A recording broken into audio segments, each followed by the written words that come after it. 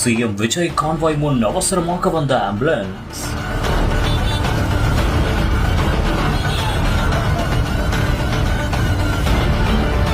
என்னை விட ஒரு மனித உயிர் தான் முக்கியம். பார்த்த அடுத்த நொடியே தன் கான்வாயையே நிறுத்திய விஜய்.